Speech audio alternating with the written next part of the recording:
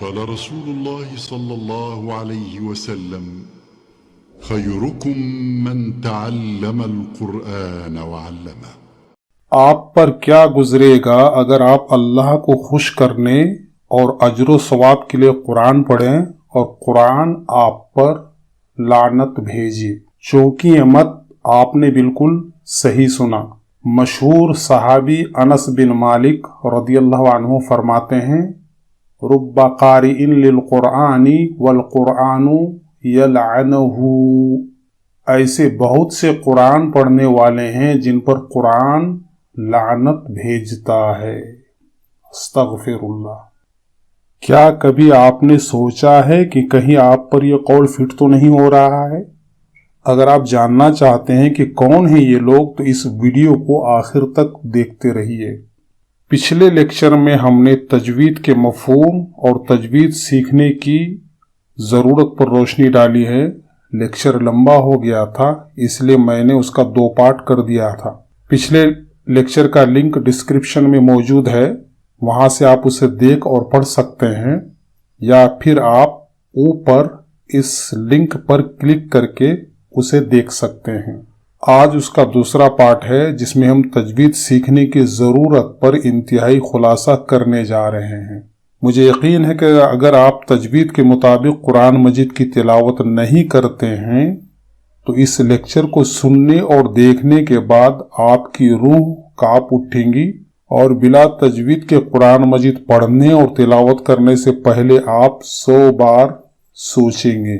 میرا مقصد آپ کو ڈرانا ہرگز نہیں ہے، بلکہ صرف حقیقت حال بیان کرنا مقصد ہے۔ آپ اس ویڈیو کو آخر تک دیکھتے رہیے، خاص کر آخری پارٹ۔ اس سے آپ کو میری بات پر یقین آ جائے گا، ساتھ ہی آپ کو معلوم ہو جائے گا کہ قرآن مجید پڑھنے کے لیے تجوید سیکھنا کیوں ضروری ہے۔ یعنی ہم سب کو یہ تو معلوم ہے کہ قرآن مجید تجوید کے مطابق پڑھنا ضروری ہے، لیکن کیوں ضروری ہے، اس کیوں کے بارے میں ہم میں سے اکثر لوگ انجان ہیں، لیکن اس ویڈیو میں آپ کو اس کیوں کا جواب مل جائے گا اور آپ کی آنکھیں کھل جائیں گی۔ لیکچر تھوڑا لمبا ہوگا لیکن آپ اسے آخر تک ضرور دیکھیے۔ تو چلیے لیکچر شروع کرتے ہیں۔ جیسا کہ ٹائٹل دیکھ سکتے آپ، تجوید سیکھنا ضروری حصہ 2۔ پچھلے لیکچر میں ہم نے تجوید سیکھنے کی ضرورت پر 4 چیزوں کو ہائی لائٹ کیا تھا۔ آج ہم 5ویں چیز اور حقیقت پر روشنی ڈال رہے ہیں جس کی وجہ سے قرآن مجید پڑھنے اور تلاوت کرنے کے لیے تجوید سیکھنا ضروری ہے، اور وہ 5ویں حقیقت یہ ہے، عربی زبان کے متشابہ حروف جو غیر عربی زبان میں نہیں پائے جاتے ہیں۔ یہ عربی کے 29 حروف تہجی ہیں۔ ان میں سے 10 حروف ایسے ہیں جن کا مخرج، تلفظ، ادائیگی اور پروننسیشن دوسرے حروف کے مخرج، تلفظ اور پروننسیشن سے نہیں ملتا ہے۔ یعنی اگر کوئی ان کی ادائیگی اور تلفظ میں غلطی کرے تو اس غلطی سے قرآن کے معنی و مفہوم میں تحریف پیدا نہیں ہوگی، اور یہ 10 حروف یہ ہیں۔ تو جیسا کہ یہ با ہے، عربی میں ہم اسے با ہی پڑھیں گے، اس کے علاوہ دوسری آواز نکالی نہیں جا سکتی ہے۔ با کی آواز کی جیسی، با کی تلفظ کی جیسی کوئی دوسرا تلفظ، کوئی دوسرا حرف نہیں ہے۔ یہ خا ہے، عربی میں آپ اسے خا ہی پڑھیں گے، کیونکہ اردو اور ہندی کا کھا عربی میں نہیں ہے۔ عربی میں صرف خا ہے، کھا نہیں ہے، جو اردو اور ہندی میں پایا جاتا ہے۔ تو اس لیے عربی میں آپ اسے خا ہی پڑھیں گے۔ اگر کوئی اپنی اردو یا ہندی عادت کی وجہ سے خا کو کھا پڑھ بھی لے تو اگرچہ ایسا کرنا درست نہیں ہے، غلط ہے، لیکن اس سے لفظ کے معنی میں تحریف و تبدیلی پیدا نہیں ہوگی۔ اسی طرح یہ را ہے، آپ اسے عربی میں را ہی پڑھیں گے، را کے مشابہ حرف، را کے مشابہ آواز عربی میں نہیں ہے۔ اسی طرح عربی میں آپ اسے غین ہی پڑھیں گے، غین۔ اس سے ملتی جلتی آواز آپ نہیں نکال سکتے ہیں، کیونکہ غین کے مشابہ حرف اور آواز عربی میں نہیں ہے۔ ہاں، اردو اور ہندی میں گاف ہے لیکن عربی میں نہیں ہے۔ اس لیے اگر کوئی اپنی اردو یا ہندی عادت کے مطابق غین کو گاف پڑھ بھی لے تو اگرچہ ایسا پڑھنا غلط ہے، لیکن اس سے قرآن کے معنی و مفہوم میں تحریف و تبدیلی پیدا نہیں ہوگی۔ مثال کے طور پر اگر کوئی غرق، ایک لفظ ہے غرق ہونا، پانی میں ڈوبنا، غرق غین سے، تو اگر اس غرق کو اگر کوئی غین کے بجائے گاف سے غرق پڑھے تو اس طرح پڑھنا غلط ہے، لیکن اس سے لفظ کا معنی بگڑ کر کوئی دوسرا معنی پیدا نہیں ہوگا، کیونکہ عربی میں گاف ہے ہی نہیں۔ اسی طرح یہ فا ہے، یہ لام ہے، میم، نون، واو، یا، تو ان حروف کو ادا کرنے میں بہت زیادہ مشقت نہیں ہے، کیونکہ ان کی جیسی آواز والے دوسرے حرف عربی میں نہیں ہے۔ باقی یہ 19 حروف ہیں، آپ اس میں سے دیکھ سکتے ہیں، ان میں سے ایک جیسے رنگ والے حروف کا مخرج، ادائیگی، تلفظ اور پروننسیشن میں مشابہت پائی جاتی ہے، اور اسی مشابہت کی وجہ سے ہمیں تجوید سیکھنا ضروری ہے، حرفوں کو ایک دوسرے سے تمیز کرنا ضروری ہے، یعنی ان کا تلفظ اور پروننسیشن ایک دوسرے سے قریب اور ایک جیسا ہے لیکن مکمل ہو بہو نہیں ہے۔ لہذا اگر ان کی ادائیگی، تلفظ اور پروننسیشن میں فرق نہ کیا جائے تو عربی لفظوں اور جملوں کا معنی درہم برہم ہو جائے گا اور قرآن مجید میں تحریف پیدا ہو جائے گی۔ بلکہ اگر انسان جان بوجھ کر اس طرح غلط تلفظ اور پروننسیشن کرے تو کافر بھی ہو سکتا ہے۔ تو یہ الف ہے، عین ہے، حمزہ ہے، الف، عین، حمزہ۔ تو الف اور حمزہ میں ان دونوں کو یہاں پر آسانی کے لیے ایک مان کر کے چلتا ہوں۔ ویسے الف اور حمزہ دونوں میں بہت فرق ہے اور میں انشاءاللہ اس پر ایک خاص لیکچر بناؤں گا، لیکن میں یہاں آسانی کے لیے الف اور حمزہ کو ایک حرف مان کے چلتا ہوں۔ یہ الف ہے اور یہ عین ہے۔ دونوں حرفوں کا مرکزی مخرج حلق ہے اور سننے میں دونوں کا تلفظ ایک جیسا لگتا ہے، لیکن یاد رہے دونوں کا مخرج اور تلفظ ایک نہیں ہے۔ اس لیے قرآن مجید پڑھتے وقت الف کے تلفظ اور عین کے تلفظ میں فرق کرنا ضروری ہے، ورنہ قرآن کی بہت ساری آیتوں کا معنی درہم برہم ہو جائے گا۔ اسی طرح یہ دونوں حرف کو دیکھیے، یہ تا ہے اور یہ طا۔ سننے میں دونوں کی آواز، ادائیگی، تلفظ ایک جیسا لگتا ہے لیکن حقیقت میں ایک نہیں ہے۔ اس لیے قرآن مجید کی تلاوت کے وقت ان دونوں حرفوں کی ادائیگی، تلفظ اور پروننسیشن میں فرق کرنا بہت ضروری ہے۔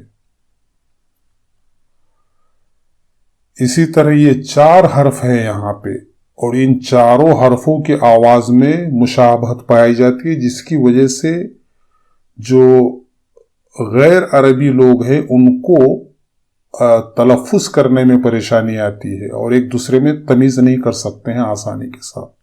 تو یہ فا ہے، فا، یہ سین، یہ شین ہے اور یہ صاد ہے۔ تو ان چاروں حرفوں کی آواز اور تلفظ سننے میں بظاہر ایک جیسا لگتا ہے لیکن حقیقت میں ایک نہیں ہے۔ ان میں سے ہر ایک کا تلفظ، ہر ایک کا مخرج الگ ہے۔ ہم اردو ہندی بولنے والے عام طور پر سین اور شین میں فرق تو کر لیتے ہیں، لیکن فا میں اور صاد میں فرق اور تمیز بہت کم کرتے ہیں۔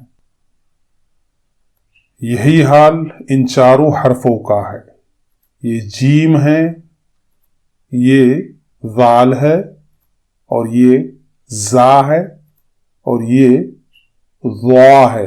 تو ان چاروں حرفوں کا مخرج اور تلفظ بظاہر سننے میں ایک جیسا لگتا ہے، لیکن ان میں سے ہر ایک کا مخرج، ہر ایک کی ادائیگی، ہر ایک کا تلفظ الگ ہے، اور اسی لیے ان چاروں کو ادا کرنے میں، ان چاروں کو تلفظ کرنے میں فرق کرنا بہت ضروری ہے، ورنہ قرآن کی آیتوں میں معنی اور مفہوم بگڑ جائے گا۔ اسی طرح یہ ہا اور یہ ہا ہے، تو ان دونوں کا مخرج حلق ہے، لیکن اس کے باوجود دونوں کی ادائیگی، دونوں کی تلفظ میں فرق ہے۔ اسی طرح یہ تینوں حرف ہے، یہ دال ہے، دال کو ادا کرنے میں کوئی پریشانی نہیں ہے، لیکن یہ جو حرف ہے ضاد، یہ وہ حرف ہے جو صرف عربی زبان میں پایا جاتا ہے، اور عربی حروف کو ادا کرنے میں سب سے زیادہ مشکل جو حرف ہے وہ ہے ضاد۔ عرب لوگ اس کو ادا کر لیتے ہیں، لیکن جو غیر عرب لوگ ہیں وہ جو ہے ضاد، دال اور ضا، ان تینوں میں کنفیوز ہو جاتے ہیں۔ یہ حرف ضاد صرف عربی زبان میں موجود ہے، اور عربی زبان کے علاوہ یہ حرف دنیا کی کسی بھی زبان میں نہیں پایا جاتا ہے۔ ہاں، اردو میں یہ حرف عربی ہی سے آیا ہے، اردو کا اپنا حرف نہیں ہے۔ اور دوسری بات یہ ہے کہ یہ حرف اردو میں صرف کتابت اور لکھاوٹ کے طور پر موجود ہے، جبکہ تلفظ اور ادا کرنے کے اعتبار سے اردو زبان کے ماہرین نے اسے ضا کے تلفظ پر اتفاق کر لیا ہے۔ آپ نے غور کیا ہوگا، ہم اردو میں ضروری بولتے ہیں، یہ کام کرنا ضروری ہے، تو جو ضروری بنا ہے وہ ضاد سے بنا ہے، اور حقیقت میں عربی زبان کے اعتبار سے اگر آپ ضروری کو دیکھیں گے تو وہ ضروری نہیں ہوتا، وہ ضروری ہوتا ہے، ضروری۔ لیکن چونکہ اردو والوں نے ضاد کو ادا کرنے میں پریشانی محسوس کی اور دیکھا کہ اہل اردو ضاد کو صحیح سے ادا نہیں کر پاتے ہیں، تو اس لیے انہوں نے کہا کہ بھائی ضاد کو ہم ضا مان کر کے چلیں گے اور ضا ادا کریں گے، تو اس لیے ہم ضروری کو ضروری بولتے ہیں، ضروری، یہ کام کرنا ضروری ہے۔ اور علامہ اقبال کا مشہور شعری مجموعہ ضرب کلیم، ضرب کلیم بولتے ہیں ہم، حالانکہ حقیقت میں وہ ضرب کلیم نہیں، وہ ضرب کلیم ہے۔ ضرب کا مطلب ہوتا ہے مارنا، تو وہ ضرب کلیم ہے، ضرب کلیم نہیں ہے۔ لیکن اردو والوں نے ضاد کو ضا پڑھنے، تلفظ کرنے پر اتفاق کر لیا ہے۔ تو اسی لیے اردو والی عادت کی وجہ سے ہند و پاک کے مسلمان قرآن مجید پڑھتے ہیں تو اس میں بھی ضاد کو یا تو وہ دال ادا کرتے ہیں یا پھر ضا ادا کرتے ہیں، یہ ضا، یا پھر دال سے ادا کرتے ہیں۔ یہاں تک کہ عام مسلمان تو درکنار، ہمارے دینی مدارس کے مولانا حضرات تک اس غلطی کا ارتکاب کرتے ہیں۔ لیکن ایسا کرتے وقت ہم بھول جاتے ہیں کہ ہم اردو کی کتاب نہیں پڑھ رہے ہیں، بلکہ ہم قرآن مجید کی زبان، عربی زبان پڑھ رہے ہیں۔ اس لیے ضاد کو عربی زبان کے مطابق ادا کرنا اور پڑھنا ضروری ہے، نہ کہ اردو کے مطابق۔ باقی یہ دو حرف ہے، یہاں پہ قاف ہے، کاف ہے، سننے میں دونوں کی آواز اور تلفظ میں مشابہت ہے، لیکن دونوں میں بہت فرق ہے، اور قرآن مجید پڑھتے وقت دونوں میں فرق کرنا بہت ہی ضروری ہے۔ اب ہم یہاں سے عربی زبان کی ڈکشنریوں اور قرآن مجید کی روشنی میں ان حروف کی غلط تلفظ سے پیدا ہونے والے معنوں پر روشنی ڈالنے جا رہے ہیں۔ یہ الف ہے اور یہ عین۔ تو الف تقریباً دنیا کی ہر زبان میں ہے، لیکن عین حرف دنیا کی اکثر زبانوں میں نہیں ہے۔ بر صغیر ہندوستان اور پاکستان، نیپال، بنگلہ دیش، ان تمام ملکوں کی زبانوں میں سے صرف فارسی اور اردو میں عین ہے، باقی ہندی، مراٹھی، بنگالی وغیرہ زبانوں میں حرف عین موجود نہیں ہے، تو اس لیے یہاں کے وہ لوگ جو حرف عین سے واقف نہیں ہے ان کے لیے قرآن پڑھتے وقت اس حرف کی شناخت کرنا، اس حرف کو صحیح طریقے سے ادا کرنا ضروری ہے۔ جہاں تک اردو کی بات ہے تو اردو والے بھی عام طور پر گفتگو کے دوران عین اور الف کے تلفظ اور ادائیگی میں فرق نہیں کرتے ہیں۔ آپ نے اکثر سنا ہوگا کہ ہم گفتگو کی زبان میں عالم کو عین کے ساتھ عالم نہیں بلکہ عالم بولتے ہیں الف کے ساتھ۔ اب اگر یہی عادت قرآن پڑھتے وقت رہی تو بہت ہی غضب ہو جائے گا اور قرآن کے معنوں میں الٹ پھیر ہو جائے گا۔ مثال دیکھتے ہیں، الف، اس سے ایک لفظ بنا ہے علیم، اور یہ علیم علم سے نکلا ہے۔ علم کا معنی ہے تکلیف، درد، رنج و علم۔ آپ نے اکثر اردو میں سنا ہوگا رنج و علم، تو یہ رنج و علم وہی ہے، اور علیم اسی علم سے نکلا ہے۔ تو علیم کا معنی ہوا تکلیف والا، دردناک، رنج و علم والا۔ قرآن سے اس کی مثال دیکھتے ہیں، وَلَهُمْ عَذَابٌ عَلِيمٌ، سورہ بقرہ آیت نمبر 10۔ منافقوں کے بارے میں ہے یہ آیت۔ اللہ تعالیٰ فرماتا ہے ان منافقوں کے لیے دردناک عذاب ہے، اور یہ عین سے ایک لفظ نکلا ہے علیم، اور علیم علم سے نکلا ہے، تو علیم کا معنی ہے علم والا، جاننے والا، باخبر۔ مثال دیکھتے ہیں، ان اللہ علیم حکیم، سورہ توبہ آیت نمبر 28۔ بے شک اللہ علم والا، حکمت والا ہے۔ اب اگر کسی نے یہاں پر یہ جو علیم ہے اس کو اگر کسی نے علیم پڑھا الف سے، تو آپ سوچ نہیں سکتے کہ قرآن کے اس آیت میں کس قدر گڑبڑی اور تحریف پیدا ہوگی۔ وضاحت دیکھتے ہیں اس کی، وَلَهُمْ عَذَابٌ عَلِيمٌ، ان کے لیے تکلیف دینے والا دردناک عذاب ہے۔ کن کے لیے؟ منافقوں کے لیے۔ اور یہ آیت دیکھیے، ان اللہ علیم حکیم، بے شک اللہ علم والا، جاننے والا ہے۔ لیکن اگر کسی نے ان اللہ علیم حکیم میں جو علیم ہے، اس علیم کی جگہ اگر کسی نے حمزہ سے یا الف سے علیم پڑھا تو کیا معنی ہوا؟ ان اللہ علیم حکیم، ان اللہ علیم حکیم، بے شک اللہ تکلیف دینے والا، دردناک ہے۔ اعوذ باللہ من ذالک، استغفر اللہ۔ تو اس طرح ہم دیکھ سکتے ہیں کہ کس طرح جو ہے اس آیت کے اندر تحریف پیدا ہو رہی ہے، کہ جو اللہ علم والا ہے اس کو ہم غلط تلفظ کی وجہ سے علیم پڑھتے ہیں، اور پھر ایسی صورت میں مطلب یہ ہوتا ہے کہ اللہ تکلیف والا، دردناک ہے، رنج و علم والا ہے۔ اعوذ باللہ، اللہ تعالی ہمیں اس طرح کی غلطی کرنے سے محفوظ رکھے اور قرآن مجید کو تجوید کے مطابق صحیح سے پڑھنے کی توفیق عطا فرمائے۔ آپ کو یاد رہے کہ علیم عین کے ساتھ جو اللہ کی صفت ہے تقریباً قرآن کریم کے اندر 150 بار سے بھی زیادہ آیا ہوا ہے۔ مثال کے طور پر، ان اللہ واسع علیم، فإن اللہ شاکر علیم، ان اللہ سمیع علیم، ان اللہ علیم خبیر۔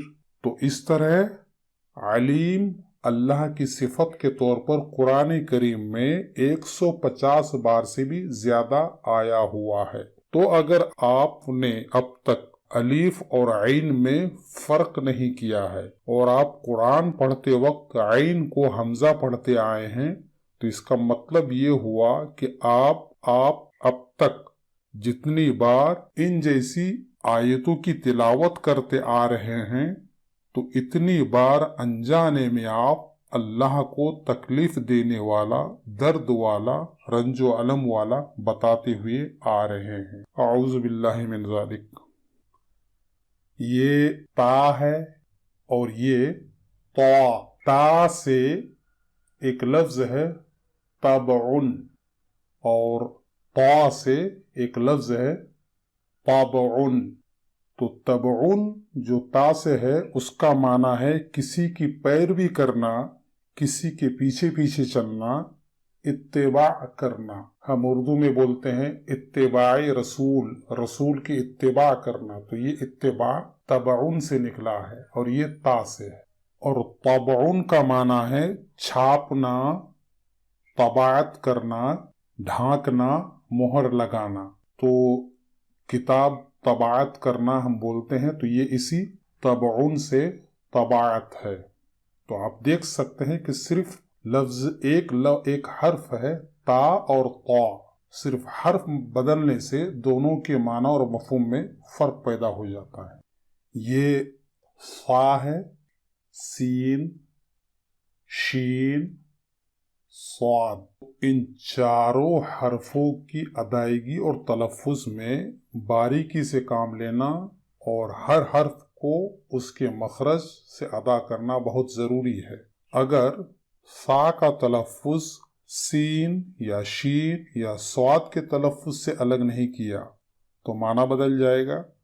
इसी तरह अगर सीन का तलफ़ुज़ या स्वाद का तलफ़ुज़ सा से या स्वाद से अलग नहीं किया तो माना बदल जाएगा। मिसाल देखते हैं। ये सा है और सा से एक लफ्ज है समर, समर।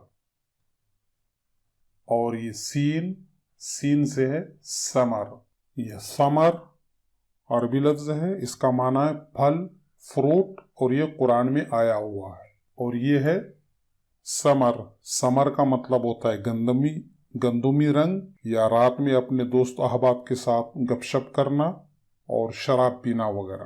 तो इन दोनों हरफों में, इन दोनों लफ्जों में जो फर्क है वो सिर्फ एक हर्फ है। यहाँ पर सा है और यहाँ पर सीन है। बाकी देख रहे हैं आप, ये भी समर है और ये भी समर है।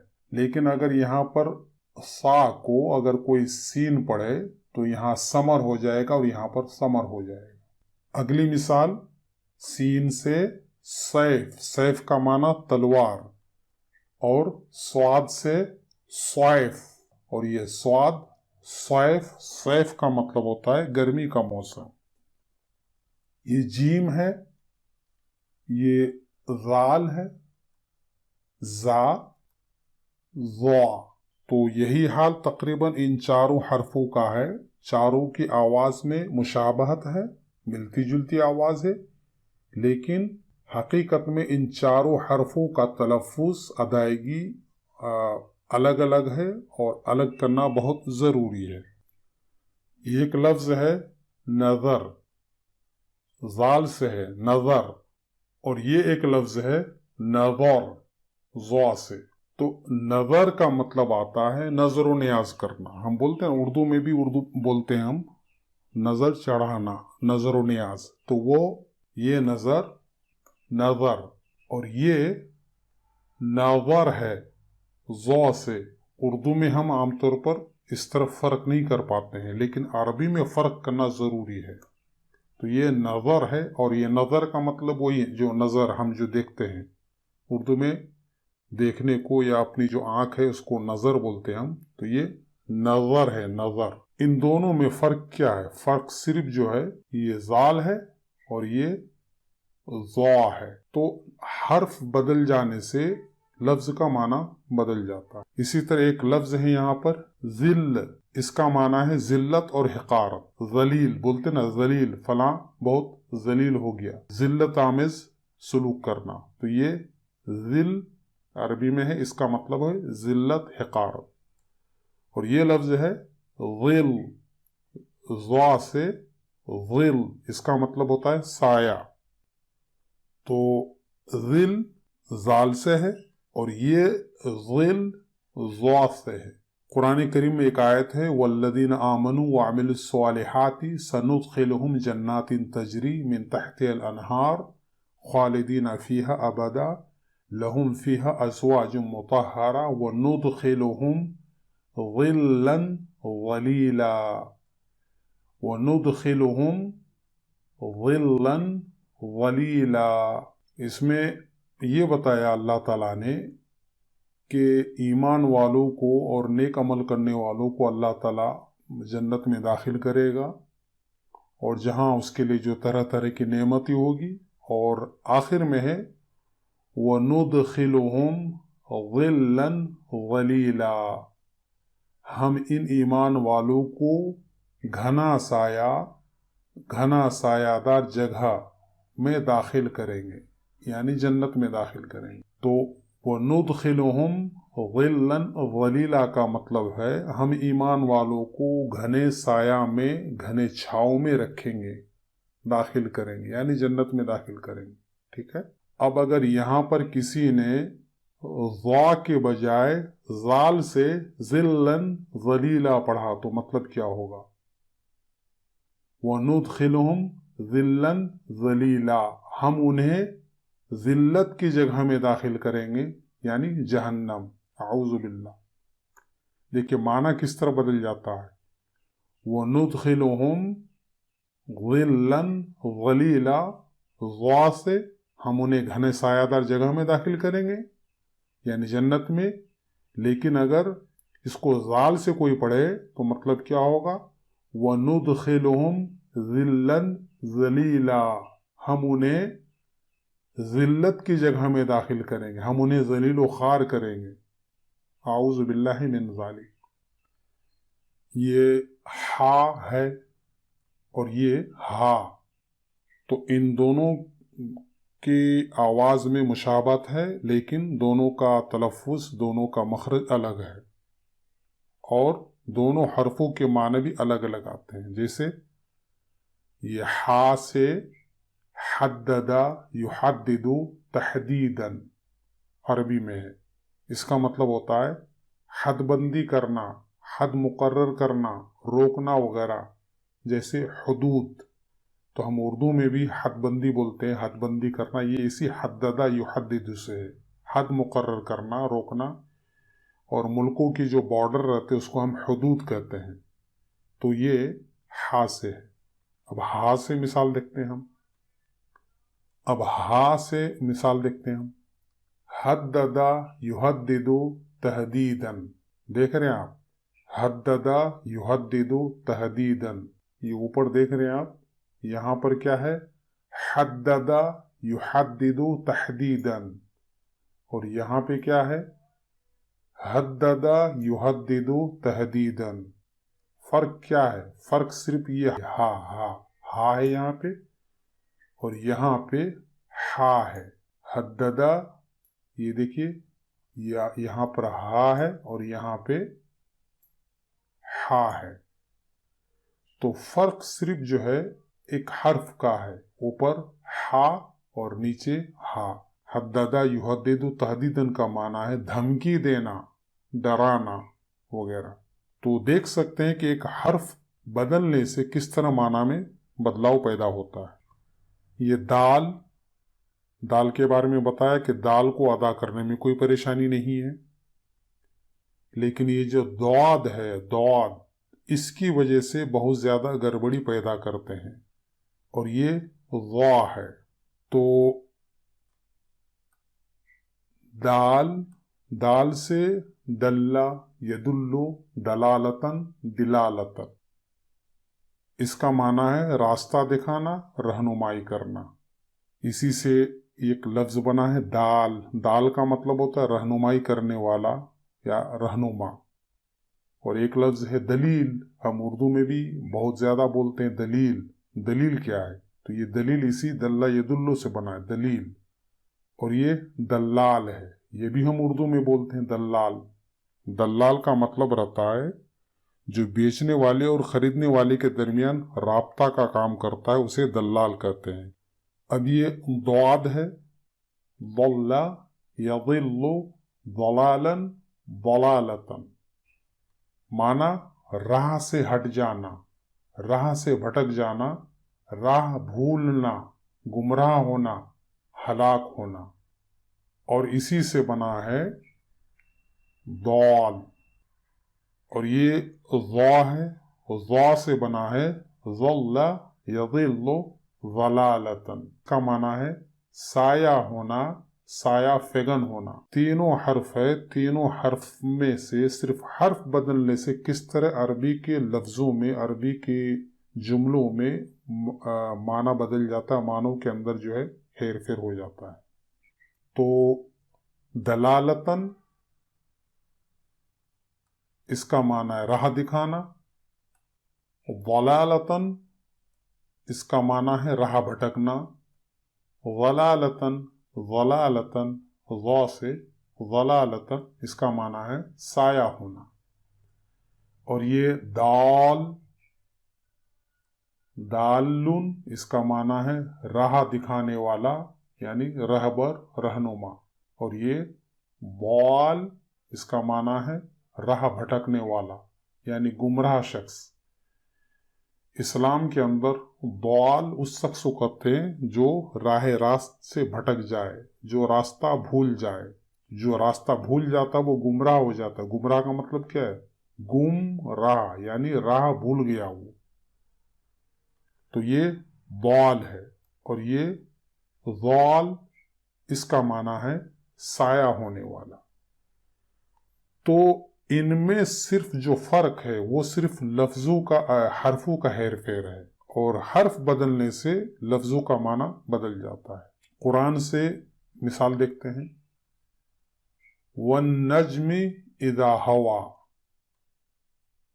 قسم ہے ستارے کی جب وہ گرے، مَا ضَلَّ صَاحِبُكُمْ وَمَا غَوَى، تمہارا ساتھی نہ گمراہ ہوا ہے اور نہ ہی وہ بہکا ہے، وَمَا يَنطِقُ عَنِ الْهَوَى، اور نہ ہی وہ اپنی خواہش سے کچھ بولتے ہیں، ان ہوا الا وحی یوحا، وہ تو وحی ہے جو وہ بولتے ہیں۔ بہت مشہور آیت ہے یہ آیت کفار مکہ کے جو کفار تھے نبی پر ایمان لانے کے بجائے کہا کرتے تھے کہ محمد اپنی قوم اور اپنے آبا و اجداد کا دین چھوڑ دیا ہے، اس لیے وہ گمراہ ہو گیا ہے۔ تو کفار مکہ نے نبی پر الزام لگایا تھا کہ یہ گمراہ ہے، یہ گمراہ ہو گیا ہے، راہ راست سے بھٹک گیا ہے۔ تو اس الزام کی تردید کرتے ہوئے اللہ تعالیٰ فرماتا ہے کہ تمہارا ساتھی یعنی محمد نہ گمراہ ہوا ہے اور نہ ہی وہ راہ راست سے بہکا ہے۔ ما ضل صاحبکم وما غوا، تمہارا ساتھی نہ گمراہ ہوا ہے اور نہ ہی وہ بہکا ہے۔ لیکن اگر یہ ضلہ جو ہے، ما ضل، اس کو اگر ضاد کے بجائے دال سے پڑھیں تو کیا ہوگا معنی؟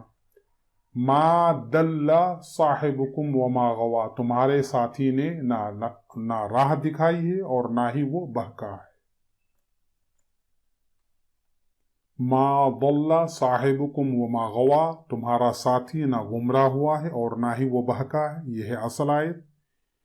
لیکن اگر کوئی ما ضل میں ضاد کے بجائے دال سے پڑھے تو دیکھیے، ما دل صاحبکم وما غوا، معنی کیا ہو گیا آیت کا؟ تمہارے ساتھی نے نہ راہ دکھائی ہے اور نہ ہی وہ بہکا ہے۔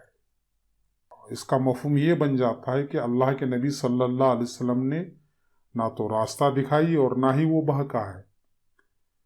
تو اعوذ باللہ مطلب یہ ہوا کہ اللہ کے نبی نے لوگوں کو راستہ نہیں دکھایا، صحیح راستہ نہیں دکھایا، لوگوں کو ہدایت نہیں کی، اعوذ باللہ۔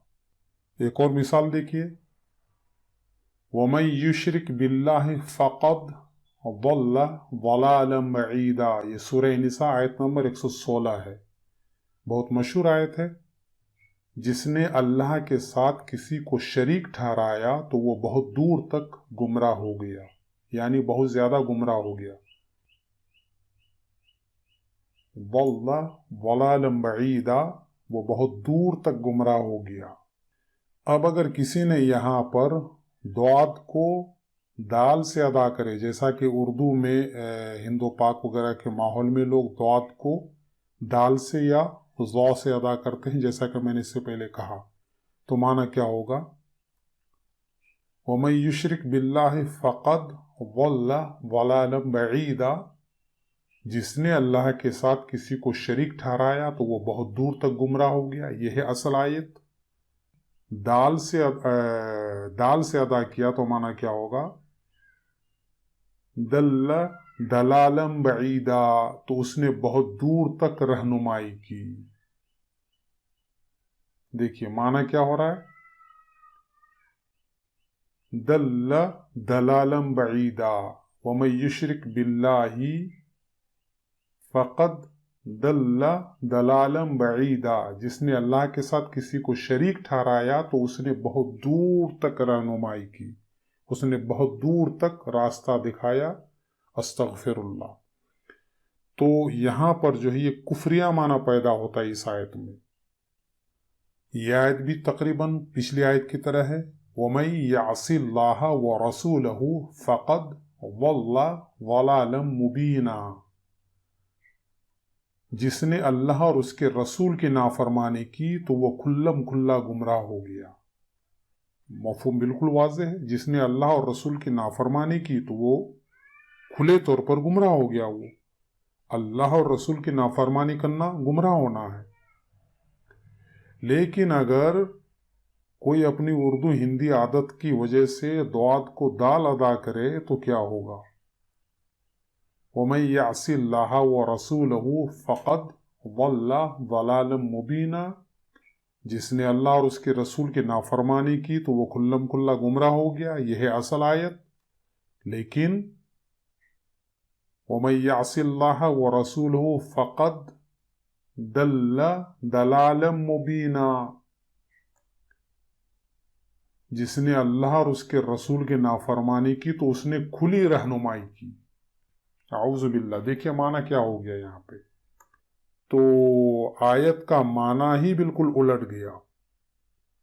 کہا تو یہ جا رہا تھا کہ جس نے اللہ اور رسول کی نافرمانی کی تو وہ کھلم کھلا گمراہ ہو گیا، لیکن اگر ضاد کو دال اگر کوئی پڑھے، دال سے ادا کرے، دل دلالا مبینہ، تو مطلب یہ ہو گیا کہ جس نے اللہ اور اس کے رسول کی نافرمانی کی تو اس نے کھلی رہنمائی کی، کھلے طور پر رہنمائی کی، یعنی بہت اچھی رہنمائی کی۔ استغفر اللہ۔ قاف اور یہ کاف،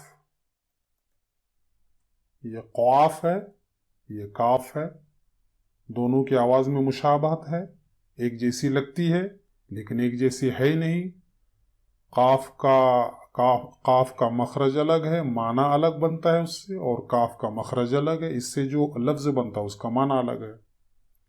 مثال دیکھتے ہیں۔ قاف ایک لفظ ہے قلب، اس کا مطلب ہوتا ہے دل، اور یہ ہے کاف قلب، اس کا مطلب ہوتا ہے کتا۔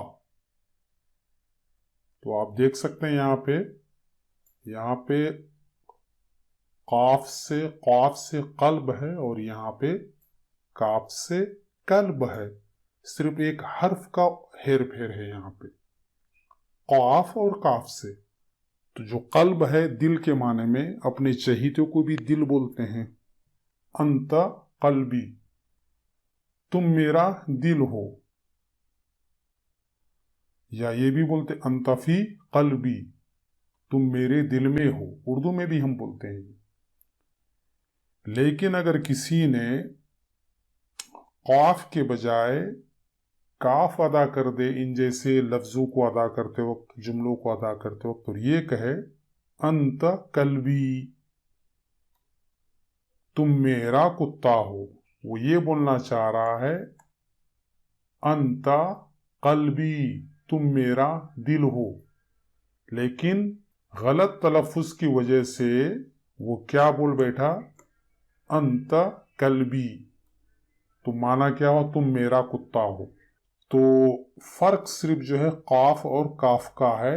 جہاں پر انت قلبی ہے، انت قلبی، اس کو اگر کوئی غلط تلفظ کرے اور اس کاف سے اگر اس کو ادا کرے تو مانا یہ ہو جائے گا انت کلبی، تم میرا کتا ہو۔ اسی طرح کوئی یہ بولنا چاہ رہا ہے اپنے دوست سے یا اپنے کسی چہیتے سے، انت فی قلبی، تم میرے دل میں ہو، لیکن وہ قاف ادا نہیں کر سکتا، وہ جو ہے کاف ادا کر رہا ہے اور کیا بول رہا ہے؟ وہ انت فی قلبی، تم میرے کتے میں ہو۔ تو اس طرح جو ہے معنی کے اندر بہت زیادہ گڑبڑی پیدا ہو جا رہی ہے۔ تو آپ سوچ سکتے ہیں کہ قرآن کے اندر بھی کس طرح معنی اور مفہوم میں بدلاؤ آئے گا۔ قرآن سے مثال دیکھتے ہیں، قل من کان عدوا لجبریل فإنہ نزلہ علی قلبک بإذن اللہ، سورہ بقرہ آیت نمبر 97 ہے، 97۔ ایک بار یہودی علماء نے نبی سے کہا تھا کہ اے محمد، آپ پر قرآن کون لے کر کے آتا ہے؟ تو آپ صلی اللہ علیہ وسلم نے جواب دیا کہ جبریل۔ اس پر یہودی علماء نے کہا کہ جبریل تو ہمارا دشمن ہے۔ اس پر یہ آیت کریمہ نازل ہوئی، اتری ہے۔ مطلب یہ ہے، اے نبی آپ کہہ دو کہ جو جبریل کا دشمن ہے تو اللہ اس کا دشمن ہے، کیونکہ جبریل وہ فرشتہ ہے جس نے آپ کے دل پر قرآن اتارا ہے، ٹھیک ہے؟ تو جبریل وہ فرشتہ ہے جس نے آپ کے دل پر، یعنی نبی صلی اللہ علیہ وسلم کے دل پر قرآن نازل کیا ہے، قرآن اتارا ہے۔ تو لفظ قلب کو یاد رکھیں یہاں پر۔ اب اگر کسی نے یہاں پہ قل من کان عدوا لجبریل فإنہ نزلہ علی قلبک بإذن اللہ، اے نبی آپ کہہ دو کہ جو جبریل کا دشمن ہے تو اللہ اس کا دشمن ہے، کیونکہ جبریل وہ فرشتہ ہے جس نے آپ کے دل پر قرآن اتارا ہے۔ یہاں پر اگر کوئی قلب کے بجائے قاف سے قلبی کا کے بجائے اگر کوئی قلبی کا پڑھے تو معنی کیا ہو گیا؟ اے نبی آپ کہہ دو کہ جو جبریل کا دشمن ہے تو اللہ اس کا دشمن ہے، کیونکہ جبریل وہ فرشتہ ہے جس نے آپ کے کتے پر قرآن اتارا ہے۔ استغفر اللہ، استغفر اللہ، اعوذ باللہ من ذالک۔ دیکھ رہے ہیں معنی کیسا کیا ہو جا رہا ہے کہ جبریل نے نبی کریم صلی اللہ علیہ وسلم کے دل پر قرآن اتارا ہے، اللہ یہ کہنا چاہ رہا ہے، لیکن غلط تلفظ کی وجہ سے معنی بن جا رہا ہے کہ جبریل نے نبی کے کتے پر قرآن اتارا ہے۔ استغفر اللہ من ذالک۔ تقریباً یہی مفہوم اس آیت کا بھی ہے، وَإِنَّهُ لَتَنزِيلُ رَبِّ الْعَالَمِينَ نَزَلَ بِهِ الرُّوحُ الْأَمِينُ عَلَى قَلْبِكَ لِتَكُونَ مِنَ الْمُنذِرِينَ۔ یہاں پر بھی وہی گڑبڑی پیدا ہوگی جو پچھلی آیت میں ہوئی ہے، یعنی اس آیت کا مطلب یہ ہے کہ الروح الامین یعنی جبریل علیہ السلام اللہ کے نبی صلی اللہ علیہ وسلم کے دل پر قرآن اتارا ہے، لیکن اگر قلب کو کسی نے غلطی سے کاف سے ادا کرے اور قلبی کا پڑھے تو مطلب وہی ہوگا، یعنی محمد صلی اللہ علیہ وسلم کے کتے پر جبریل نے قرآن اتارا۔ استغفر اللہ من ذالک۔ وَمَن يُؤْمِن بِاللَّهِ يَهْدِ قَلْبَهُ، جو اللہ پر ایمان لائے اللہ اس کے دل کو ہدایت دیتا ہے، لیکن اگر کوئی کاف پڑھے تو یہدی قلبہ ہو گیا، اور آیت کا معنی کیا ہوا؟ جو اللہ پر ایمان لائے اللہ اس کے کتے کو ہدایت دیتا ہے۔ استغفر اللہ۔ ایک اور دلچسپ لفظ ہے قل۔ قرآن کے اندر یہ لفظ بہت زیادہ آیا ہوا ہے۔ یہ قالا یقولو کا فعل امر ہے، اس کا مطلب ہوتا ہے کہو، اور ایک لفظ ہے قل، یہ بھی فعل امر ہے، اس کا مطلب ہوتا ہے کھاؤ۔ تو قل اس کا معنی ہے کہو اور کل اس کا معنی ہے کھاؤ۔ قرآن کی آیت سے مثال دیکھتے ہیں، وَيَسْأَلُونَكَ عَنِ الْمَحِيضِ قُلْ هُوَ أَذًى۔ نبی کریم صلی اللہ علیہ وسلم سے حیض کے بارے میں سوال ہوا تھا، اور حیض یعنی عورتوں کو جو ماہواری آتی ہے MC، اس کے بارے میں سوال ہوا تھا۔ تو اللہ تعالیٰ فرماتا ہے وَيَسْأَلُونَكَ عَنِ الْمَحِيضِ قُلْ هُوَ أَذًى، یہ لوگ تم سے حیض کے بارے میں پوچھتے ہیں تو کہو وہ گندگی ہے، ٹھیک ہے۔ اب اگر قاف کو غلط تلفظ کر کے کوئی کاف پڑھے تو معنی بگڑ کے کیا ہو جا رہا ہے؟ وَيَسْأَلُونَكَ عَنِ الْمَحِيضِ قُلْ هُوَ أَذًى، یہ لوگ تم سے حیض کے بارے میں پوچھتے ہیں تو کھاؤ وہ گندگی ہے۔ توبہ توبہ استغفر اللہ۔ اور یہ آیت سورہ اخلاص تقریباً ہر نمازی کو یاد ہے۔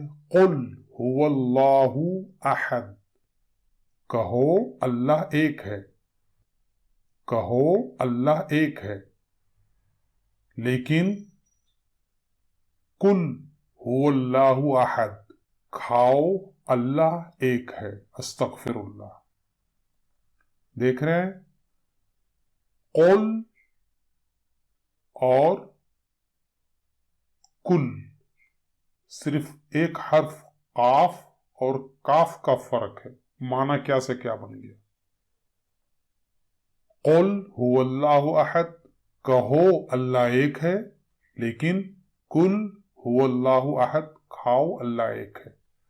اب یہاں پر سوچنے والی بات یہ ہے کہ ہندوستان پاکستان وغیرہ میں ہماری جب مسلمانوں کی جو اکثریت ہے، جو لوگ تجوید سے واقف نہیں ہے، وہ جب قرآن پڑھتے ہیں تو کیا ان سب باریکیوں پر غور کرتے ہیں، یا ان باریکیوں کے مطابق وہ قرآن پڑھتے ہیں؟ اگر نہیں پڑھتے ہیں تو مطلب وہ اسی طرح کی غلطی کرنا ہے۔ اور میں نے پچھلے لیکچر میں بتایا تھا آپ کو کہ ہم اس طرح انجانے میں کر جاتے ہیں کیونکہ ہمیں پتہ ہی نہیں ہے کہ ہم عربی میں کیا پڑھ رہے ہیں اور کون سے لفظ کا کیا معنی نکل رہا ہے، اور ہم خوش ہو جا رہے ہیں کہ ہم اللہ کی تلاوت کر رہے ہیں، قرآن کریم کی تلاوت کر رہے ہیں، اللہ تعالیٰ سے محبت کر رہے ہیں، قرآن سے محبت کر رہے ہیں، اللہ تعالیٰ ہمیں اجر و ثواب دے گا۔ ہم یہ سب عقیدہ اور نیت رکھ کر کے ہم قرآن کریم کو محبت سے پڑھتے ہیں، لیکن حقیقت میں کیا ہو رہا ہے وہ اللہ تعالیٰ ہی بہتر جانتا ہے۔ اسی لیے امام غزالی رحمہ اللہ نے احیاء علوم الدین میں مشہور صحابی انس بن مالک رضی اللہ عنہ کا یہ قول نقل کیا ہے،